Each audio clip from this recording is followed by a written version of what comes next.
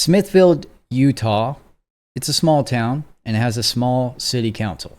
And one of those city council members, his name is Ted Stokes. And on August 3rd of 2025, Ted's son was involved in a minor car crash. He crashed his car into a parked car of one of the neighbors in their neighborhood. Now, Mr. Stokes, when the crash happened, went over, he talked to his neighbor. They seemed to have gotten everything worked out, at least as far as Mr. Stokes was concerned. And so he went back home because he was actually having a small get-together that day at his house. Now, Stokes thought that everything had been resolved with the crash. And, so he went back home and he wasn't expecting to do anything beyond continue the party that he was having.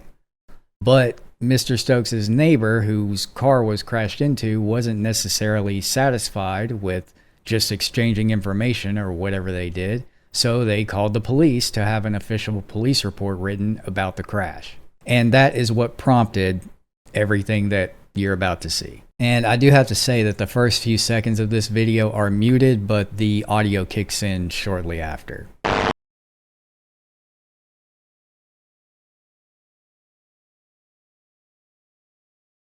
Why are you here? He's asking you which car is Yeah, involved. I want to know why there's 2 officers responding to such a simple thing. Because there can be. We pay a lot of money for you guys in this city. Okay. And I decide whether the budget's good or not. And so I think you should go patrol Main Street, do your job, and I'll talk to him and I'll deal with this. Okay. Go patrol Main Street. I'm not dangerous. I'll talk to him. Look, guys, we pay no, so much listen, money for man. this. Okay. Hey, look, I Why decide. don't you just hang out for a second? Go patrol and Main Street. we'll Make see. yourself useful. Come on, guys. Go patrol Main Street. Make yourself useful. Let's not waste taxpayer dollars. So, tell me what's going on. Come down here. I've got a family event going on. Okay, that's fair. I'm willing to do that. I want to know why you're even here. Because I am obligated No, to tell- invest. tell me There's why a you're car that's wrecked down there. Uh-huh. Yeah.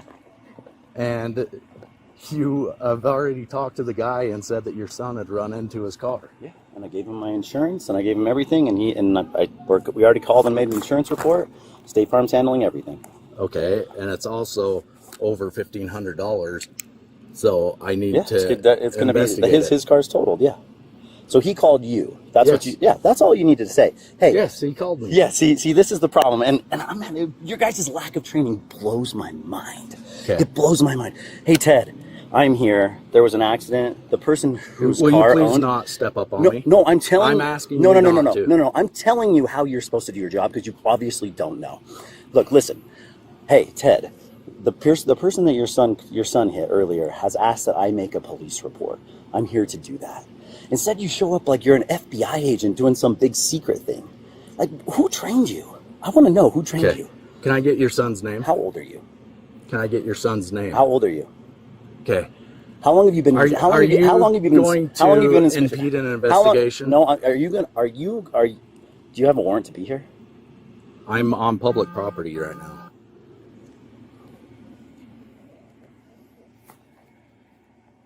I'll cooperate with you, but you I'm trying to. No. You guys have got to learn how to do your job right. We are botching so many things in the city because of you guys, and you know that.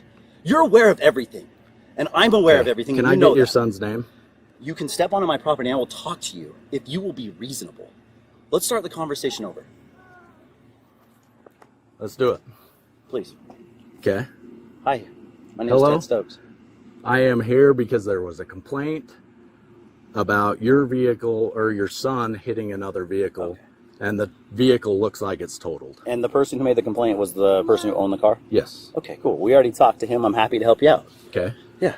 But we need your.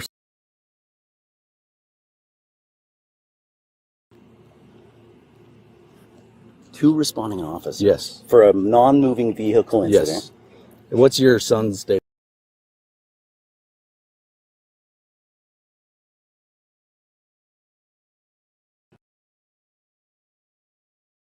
His driver's license? Yeah, sure.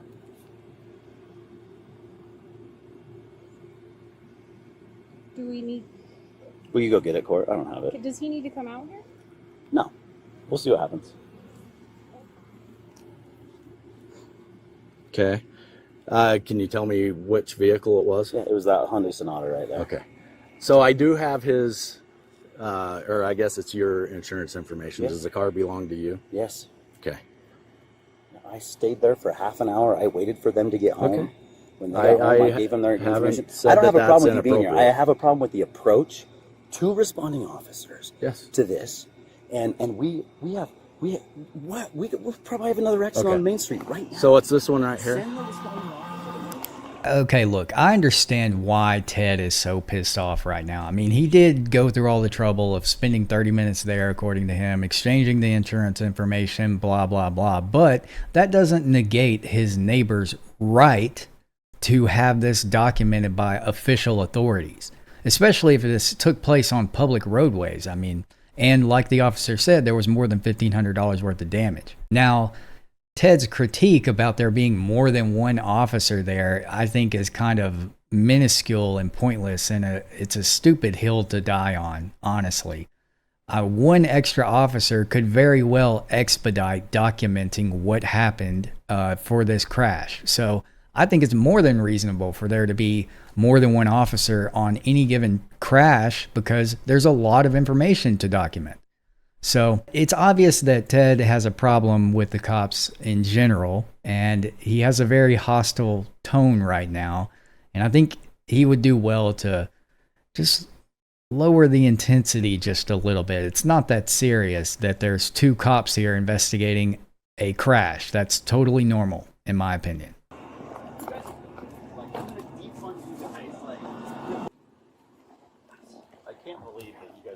I can't believe you have him sitting there wasting tax dollars. Give me one good reason why he's there. Wasting tax dollars. I love that you want me to answer your questions, but you won't answer mine. So is your son okay? Yeah, I think he might have broke his phone. Hey, Justin, Ted Stokes. Hey, I've got two police officers at my house. This is the most unbelievable thing I've ever seen. Tucker hit a non-moving car on a road. We gave the insurance. Cash, Bravo we 12. gave the Can I insurance get a to the 1027 guy. by number? Everything was good. I think he called to make a report just to make it fine. Two officers show up at my house, walk up to my front door. 247 like 118 417. Don't tell me anything other than we're here to do an investigation. And the other officer's still sitting here as backup. Like, this is, Justin, I'm sorry, but. Sorry, like, 1090. This can't happen, man. Like, this other officer needs to leave and stop making this. He needs to go. Yes, correct. I'm fine to give a report to this. But he wouldn't even tell me. It wasn't like, hey, Ted, we're here. It's Officer Hansen. I'm blown away by this. Justin, I promise you, I will do everything in my power as a city council member to make sure these guys are defunded. There will be 5 police officers in this town because this is unbelievable that this guy needs a backup officer to make sure I don't hurt him. First of all, declaring that you're going to defund your entire police department because they have one officer chilling right now is literally insane. There's no way that he could legitimately justify that beyond him just being pissed off right now. And I think that this says a lot about his character, that he has to call up someone else and say, I will defund this entire police force because they sent 2 officers to my house instead of just 1. It's a little ridiculous. Entitled, even. Also, the claim that he needed a backup officer to make sure he doesn't hurt him is, no one ever said that. No one ever said the reason the backup officer was there. He's just assuming it's for security, which I highly doubt is the case. I'm sure that if there are 2 officers on a crash scene, one of them is doing the primary investigation and the other one is gathering contextual information that will fill in the narrative. Again, like I said earlier, it's totally normal and I would say efficient for there to be 2 officers on the scene of a crash if there's nothing else going on that requires police attention. At my house for my son hitting a car non-moving. I waited a half an hour at the guy's house to give him his insurance policy. I'm fine with him making a police report. I'm blown away by the fact that right in the middle of my Sunday dinner, my daughter's birthday party, with 5 other cars here for guests. I've got 40 people at my house for a birthday party. And So I've got can I 2 officers at my house. And this guy's Can I talk to your son? Who's the other officer? Macomb. Macomb. Copy, I've got thanks. Hansen and Macomb. This is unbelievable. Like, get on Main Street, the other officer, and go patrol. Instead, they're making sure City Councilman Stokes doesn't do something. Like, I don't know if this is retaliatory or what, because I didn't vote Like, it better not be. I'm telling you, Justin, like, this is over. Like, this is the last straw. I've got two officers out in front of my house with 40 people in my house celebrating a birthday party, and he couldn't even tell me why he was here other than he was to investigate a car accident that he acted like we had done a hit and run for. Like, that's how he approached me. He didn't say, hey, Ted, guess what? Like, some guy wants to make a report. We're here to do it. We understand you gave him your insurance information. Thanks for doing that, but we're obligated to make a report. I'm fine with that. You should have seen this guy approach. Actually, I'll send you the ring footage. You will be blown away by this. I don't know what to say, Justin, but this is the last straw. I know I've expressed my complaints, but this is it. This is the last straw. So obviously we didn't hear the audio from the beginning of this interaction, but I did not get the sense that anyone approached him with any kind of attitude or anything like that. I don't know where Ted is gathering that these officers were so rude to him. He seems like he has a personal problem with these police officers or with his police force in general. Maybe they have some kind of history or something like that, or maybe he has a personal philosophy that's conflicting with his ability to rationalize this objectively. But it's clear that there is something, that Ted has some predispositions here that are influencing how he's acting. And I am struggling to see a fault in the way that the officers are handling this interaction to justify the way Ted is acting right now. They're both here because he's afraid I'm going to jump him. I approached him to talk to me. He says, you need to back up off of me. Back up off of me. I'm like, I'm standing here talking to you with a Sharpie in my hand. You think I'm going to hurt you? These guys are so untrained, Justin. It blows my mind. I am done. Like, I don't know if there's a way to amend the budget now, but I want to amend it, and I'm going to call the other council members tonight. I'm going to tell them exactly what happened, and we are amending it. Like, we are going to 5 officers. This is it. We need 2 officers on duty in the morning. We need 2 officers on duty in the afternoon. We need 1 officer on duty at night.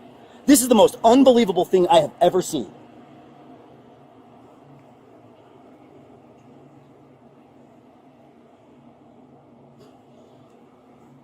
Tell me when you can talk in the morning.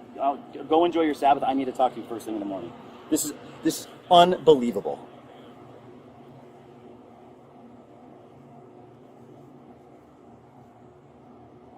All right, well, let's talk about it in the morning. I'm sorry, Justin. Like, I know, like, Justin, this is culminating. Like, I've got other stories I could tell you last week.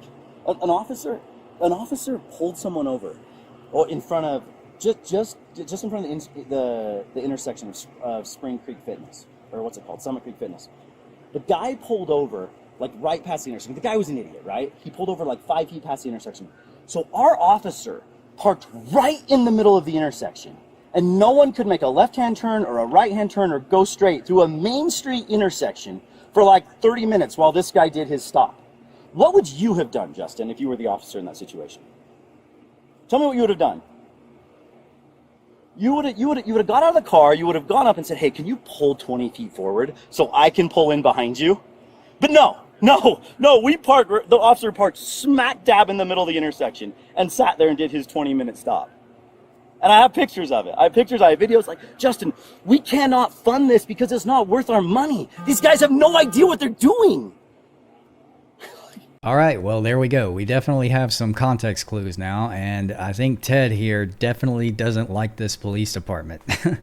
And maybe he has legitimate reasons for feeling that way. I don't think that what he just described there about an officer blocking an intersection as justification for defunding the police department, but I do see that as a legitimate complaint nonetheless. And hey, maybe Ted is just fed up with his department. You know, I mean, there's plenty of people like that out there, and this guy just happens to be on the city council who can actually do something about it. So I'm trying my best to see things from Ted's perspective, but I still just feel like he's overreacting a little bit here.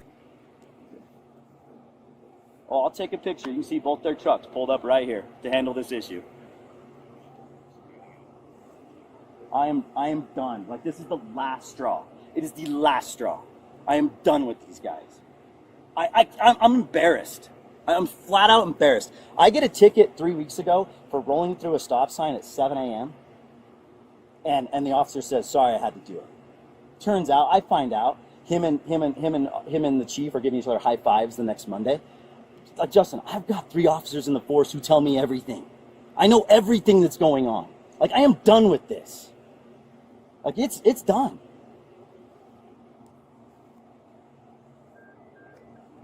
Well, I want. I'll talk to you. I'll talk to you tomorrow morning. There's changes have to happen, or there's going to be problems. Thanks. Bye. Okay. So does your son need medical attention? No, I think he was bleeding his nose pretty bad. We handled it, but like, you know, we're competent parents. If he needed medical attention, we would take care of it. But you think he might have broke it? I don't know. We're going to go check it out tomorrow and see. Like, we would handle that, right? Tell me why you think I couldn't handle my son's medical attention. I think you can. Don't I? Isn't that my? You have a right. Isn't that my? It's not a right. It's my legal obligation. But it's your right to be able to. It's my to right choose and whether my legal he's obligation. seen. So yeah. Okay. Can I talk to him? What do you need to talk to him for? Just to find out what I can tell you what everything that happened. He had he had stake youth council. He's on a youth council for the church. Okay. He pulled out of the stake center. They gave them muffins, chocolate muffins. You can see him on the front seat. They spilled. He set the muffin on the seat, and he was going to eat it when he got home because he's fasting, and we were going to eat dinner at 5. And he set it down, and the muffin fell down onto the carpet. You can see where the frosting like got on the carpet. He bent down to pick it up, which he shouldn't have done, and he set it back up on the seat. When he looked up, he'd kind of veered off. I get it. This guy. Yeah. I have a sister that years and years ago did almost the exact same thing. Bend over, grab the steering wheel, went across the road. Luckily, he went this way instead of into oncoming traffic. I'm super grateful. Though no one was in the car. He's okay. He has a bloody nose. We'll look at it tomorrow and make sure it's not broken. Okay. Do you know if he was wearing his seatbelt? He was. Do you know how fast he was going? I don't think. I asked him. He said, "Dad, I pulled out of the thing, and I had let off the gas because I'm going downhill anyways." He turns left at that intersection. The car got pushed about 15 feet, 10 to 15 feet. He turns left right there, so he wouldn't be going too fast because he knows he's turning left right there. He should have turned left, but he bent over to get the muffin and Gotcha. hit it.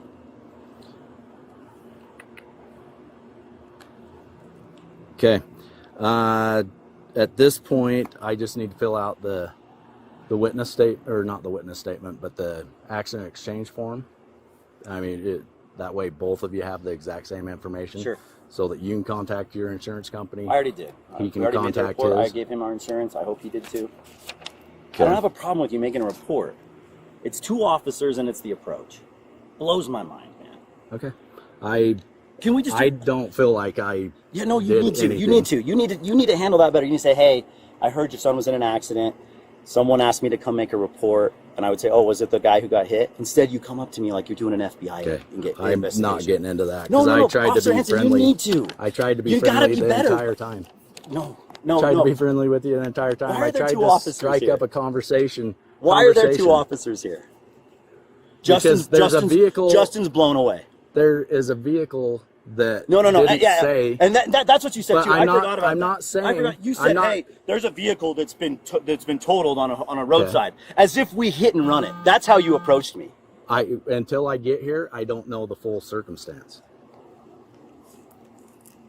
I don't. The person who called Okay. didn't say I'm that going we to start working No. on paperwork so that I don't finish. waste more time. Let's finish So, this. no. Hey, Officer Hanson, Okay. let's finish this conversation. Hey, Okay. let's finish this. I'm No, gonna- you said you didn't I'm know. gonna do paperwork. Hey, stop. Just I'm listen to me. gonna do the You're paperwork. walking away from the conversation that you're up. That you know you. Look, hey. Okay. You said. Listen. You said I didn't know the whole situation. What report did you receive? What do you mean? What were the words that the dispatch person told you? It's all on written records. So no. You tell me. It's all on, I'm going to do. Why my won't you just paperwork. tell me? This is what I hate about you guys. The lack Okay. of transparency. Okay. Lack of transparency, all the bull crap. Like, it's done. Like, I'm sorry. You guys dug your own grave. Okay. It's unbelievable.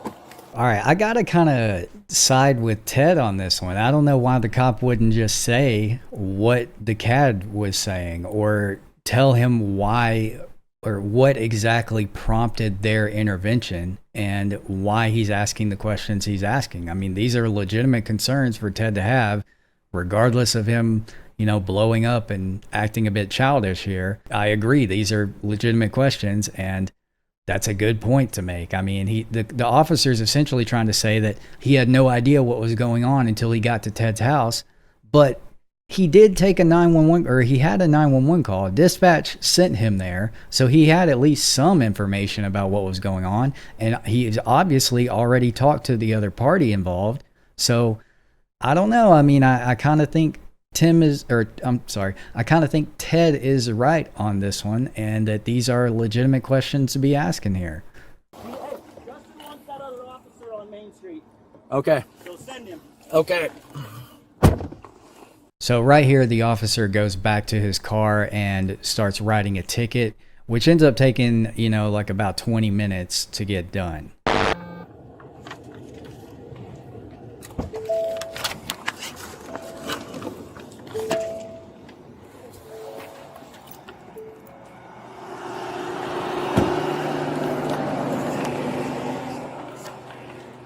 Okay, you got a second? You're good. Come on up. I'm okay, man. Thank you, though. So this is the accident exchange form. It has the case number. It also has both of your insurance information that's on there. Some of it looks like I haven't put it in, but it's redacted. I understand. So that I don't need his. Yeah. We're good. So what you'll need to do, it sounds like you've already done it, contact your insurance company. That's what they'd be looking for. Cool. Do you have any questions? No. Okay. Do you want to fill out a witness statement or anything, or does your son?